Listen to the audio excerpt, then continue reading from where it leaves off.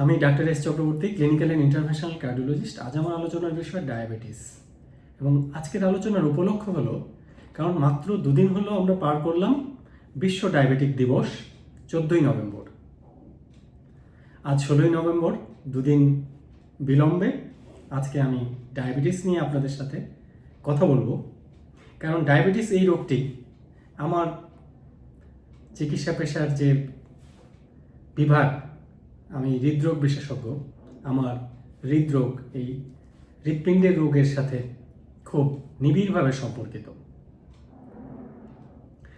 Diabetes রোগের লক্ষণ নিয়ে আমি কোনো কথা আজ বলবো না, এটা আপনারা অনেকেই জানেন, কিন্তু অনেকেই যেই বিষয়টাতে গুরুত্ব দেন না সেটা হলো কোনো রকম লক্ষণ ছাড়াই থাকতে পারে ডায়াবেটিস। হয়তো ডায়াবেটিস রোগটা বডিতে যখন দানা বাঁধে প্রথম দিকে লক্ষণগুলো দেখা দেয়, তারপর ধীরে ধীরে হয়তো লক্ষণগুলোর সাথে অভ্যস্ত হয়ে যায়। কোনো রকম লক্ষণ নেই, কিন্তু আসলে ডায়াবেটিস শরীরে ভালোভাবেই দানা বেঁধেছে। এটা কিন্তু পরীক্ষা না করলে আমরা বুঝতে পারবো না। খুব সহজ রক্ত পরীক্ষা। এখন তো যে কোনো ফার্মেসিতে, ওষুধের দোকানে গিয়ে আপনি যদি বলেন আমার ডায়াবেটিসটা পরীক্ষা করে দেন, ছোট্ট মেশিন দিয়ে, এটা 1 মিনিটের কাজ। আঙ্গুল থেকে একটা প্রিক করে 1 ফোঁটা ব্লাড নিয়ে ডায়াবেটিসের মাত্রাটা জানা যায়। খুব সহজেই যে কেউ করতে পারেন, এবং খুব স্বল্প খরচে। কারণ কি, কোনো রকম লক্ষণ ছাড়াই শরীরে থাকতে পারে ডায়াবেটিস।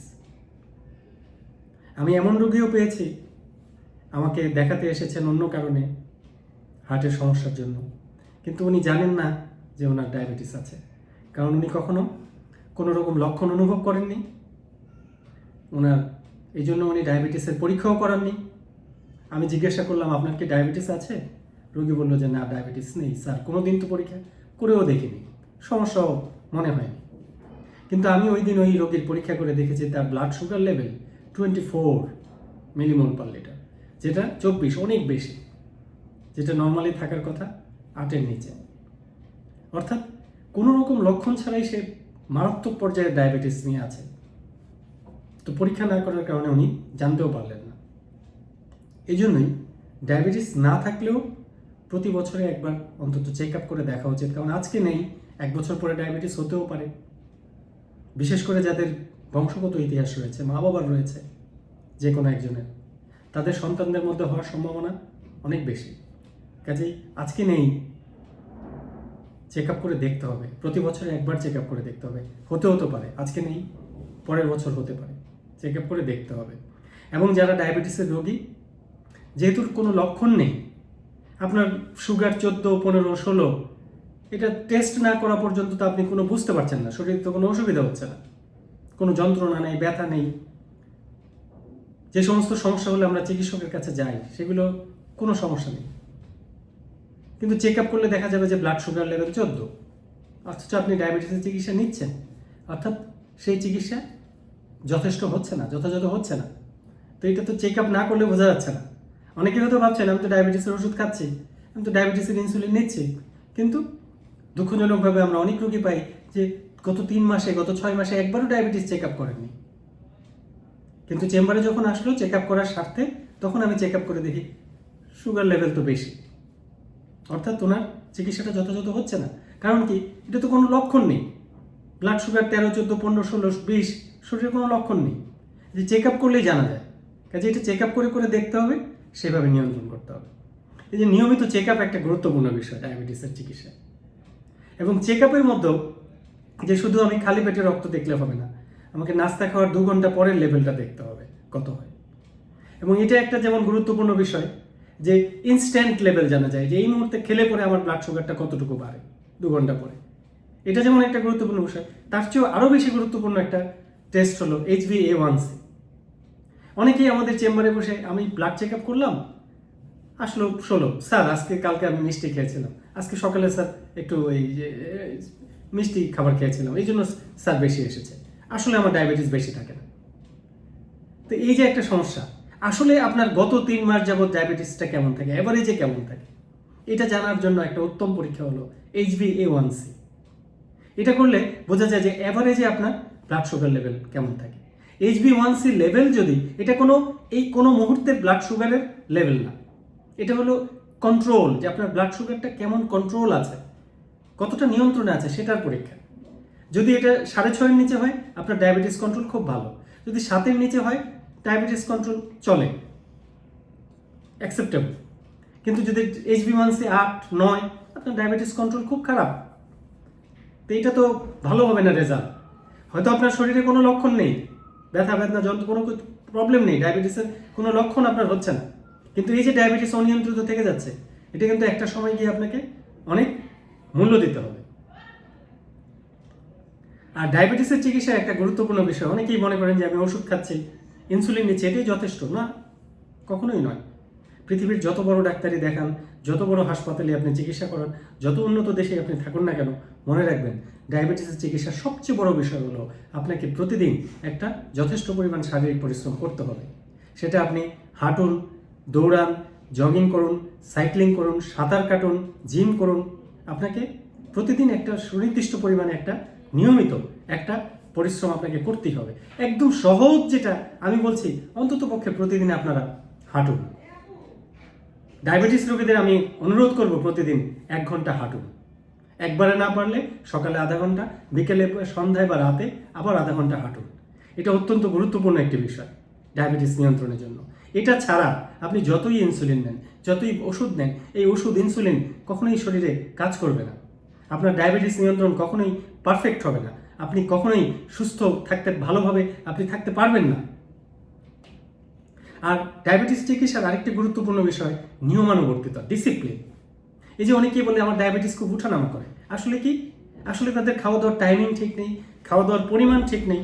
ডায়াবেটিসে যেমন বেশি খাওয়া যাবে না, কমও খাওয়া যাবে না।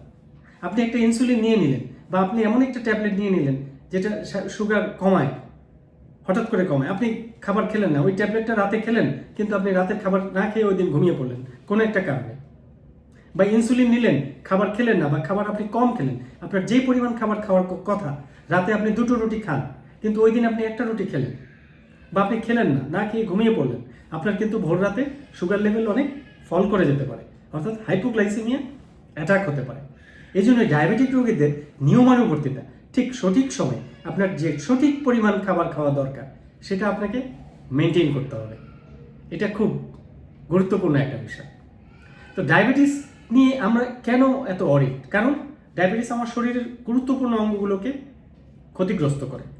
আমার কোনো লক্ষণ নেই, ডায়াবেটিস যে বেশি থাকছে প্রায় সময়ই, এটা যে অনিয়ন্ত্রিতভাবে প্রায় এটাও বেড়ে যাচ্ছে, এটা কিন্তু শরীরের অনেক গুরুত্বপূর্ণ অঙ্গ, যেমন হৃৎপিণ্ড, মস্তিষ্ক, চোখ, কিডনি, সারা শরীরের সমস্ত রক্তনালী, সারা শরীরের সকল স্নায়ুতন্ত্র, নার্ভস, এগুলিকে এফেক্ট করে।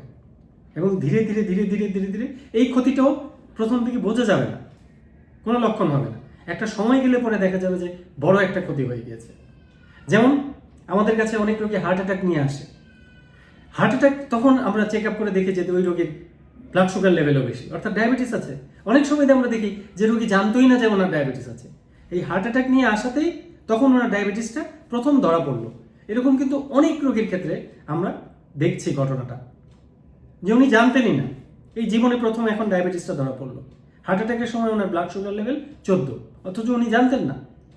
তো এই হার্ট অ্যাটাকটা ওনার হতোই না যদি ডায়াবেটিসটা আগে থেকে জানা থাকতো এবং এটার সঠিক সময়ে সঠিক চিকিৎসা হতো, এটা যদি নিয়ন্ত্রণে রাখা হতো।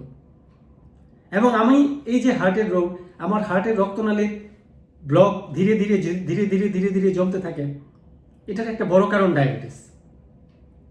আমার এই ব্লকের রোগী, এই যে যাদের ব্লকের কারণে এনজিওপ্লাস্টি রিং পরাতে হয়, বাইপাস সার্জারি করতে হয়, এই অর্ধেক রোগী পৃথিবীতে থাকতো না যদি পৃথিবীতে ডায়াবেটিস রোগটা না থাকতো। তাহলে দেখেন ডায়াবেটিস কত বড় কালপ্রিট, এটাকে হালকাভাবে নেওয়ার কিছু নেই। যারা হালকাভাবে নিচ্ছেন তারা নিজের ক্ষতি করছেন। স্ট্রোক, প্যারালাইসিস হয়ে কত মানুষ পৃথিবীতে পড়ে আছে, হাঁটাচলা করতে পারছেন না, কথা নষ্ট হয়ে গিয়েছে, কত মানুষের চোখ ক্ষতিগ্রস্ত হয়ে গেছে, কত মানুষের কিডনি ক্ষতিগ্রস্ত হয়ে গেছে, ডায়ালাইসিস করাতে হচ্ছে নিয়মিত হাসপাতালে যেয়ে, কত কষ্টের জীবন। তো এই কিডনি ফেলিউর, স্ট্রোক, এটা একটা বড় কারণ ডায়াবেটিস। কাজে ডায়াবেটিস নিয়ন্ত্রণে রাখতেই হবে। ডায়াবেটিসের যেমন লক্ষণ নেই, অনেক ক্ষেত্রে কোনো লক্ষণ নেই, লক্ষণ ছাড়াই ডায়াবেটিস বেশি, ঠিক একইভাবে আমার এই হার্টের রক্তনালীতে, করোনারি ধমনীতে যে ব্লক হয়, সেই ব্লকেরও অধিকাংশ ক্ষেত্রে কোনো লক্ষণ নেই। 30%, 40%, 50% ব্লক হয়ে যাচ্ছে, কোনো লক্ষণ হয় না। এর জন্য বুকে ব্যথা হয় না, কোনো বুকে শ্বাসকষ্ট কিছু হয় না। যখন ব্লক 70%, 80% পার হয়ে যায়, তখন কারো কারো লক্ষণ হয়, এমনকি তাও অনেকের ক্ষেত্রে আরও দেরিতে হয়, বুঝতেই পারেন না। ডায়াবেটিসের সাথে আবার এই করোনারি ধমনীর ব্লকের একটা মারাত্মক মিল। তো ব্লকটা যখন মারাত্মক পর্যায়ে চলে যাবে, তখন তো রোগী ক্ষতিগ্রস্ত হয়ে যাবে। তখন যদি হার্ট অ্যাটাক হয়ে যায়, তখন তো রোগী বিপদে পড়ে যায়, তখন তো জীবন নিয়ে সংশয়। অনেক দামি চিকিৎসা, করোনারি কেয়ার ইউনিটে ভর্তি, এমার্জেন্সি, ফ্যামিলি আতঙ্কিত, কি হবে, দুশ্চিন্তা যে বাঁচবে কিনা রোগী, যে বাঁচলে পরে রোগীর হার্টের কতখানি ক্ষতি হয়ে যাবে। তো এই হার্ট অ্যাটাকটা তো আগে থেকেই ঠেকানো যেত যদি ডায়াবেটিসটা নিয়ন্ত্রণ করা হতো। এই ডায়াবেটিসটাই হয়তো এই হার্ট অ্যাটাকের কারণ অনেক রোগীর ক্ষেত্রে আমরা দেখছি, এবং রিসার্চে বলছে। কাজে ডায়াবেটিস নিয়ে অবহেলা করা যাবে না। আর ডায়াবেটিসের ব্লকের রোগীদের আরেকটা বিশেষ বিপদ, এমনিতেই যেমন ব্লকের রোগীদের ব্লক জমতে থাকে, ব্লকের জন্য হার্ট অ্যাটাক হয় না, অনেক ক্ষেত্রে গুরুতর ব্লক হয়ে যাচ্ছে, ব্লকের কোনো লক্ষণ নেই, 90%, 95% হওয়ার আগ পর্যন্ত এটা ধরাই পড়ছে না, রোগী কোনো বুঝতেই পারছে না, লক্ষণ নেই। ডায়াবেটিকের ক্ষেত্রে যে সমস্ত ডায়াবেটিক রোগীদের করোনারি ধমনীতে ব্লক হচ্ছে, তাদের আরও এই ব্যাপারটা মারাত্মকভাবে দেখা যায়। অর্থাৎ ডায়াবেটিস আছে এবং ডায়াবেটিসের কারণেই এই হার্টের ধমনীতে ব্লক হয়েছে, কিন্তু তাদের কোনো বুকে ব্যথা হচ্ছে না। ডায়াবেটিসের কারণে,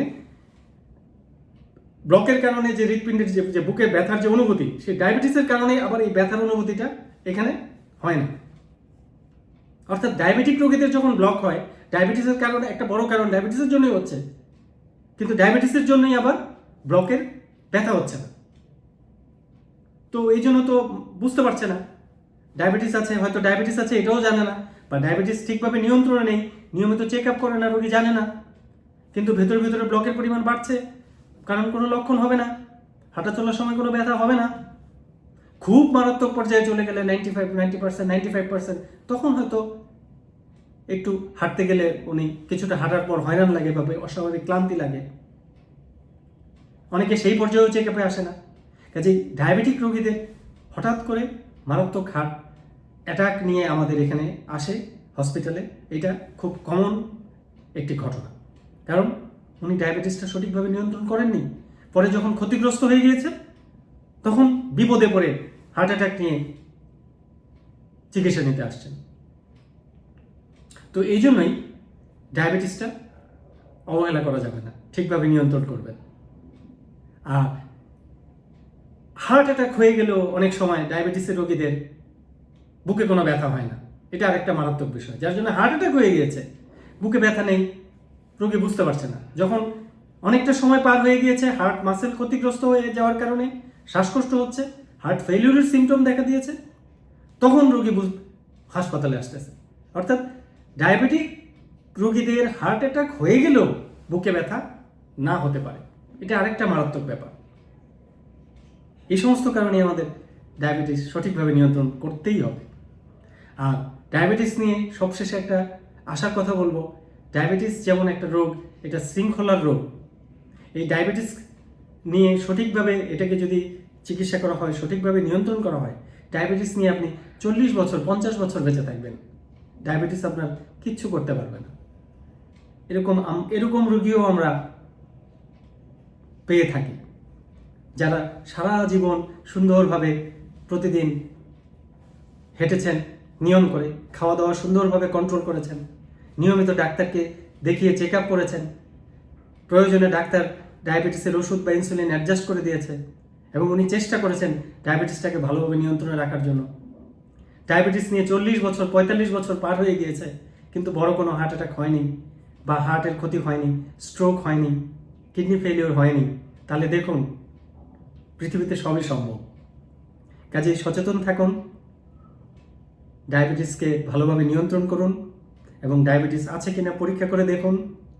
সবাই ভালো থাকুন, সুস্থ থাকুন। ধন্যবাদ।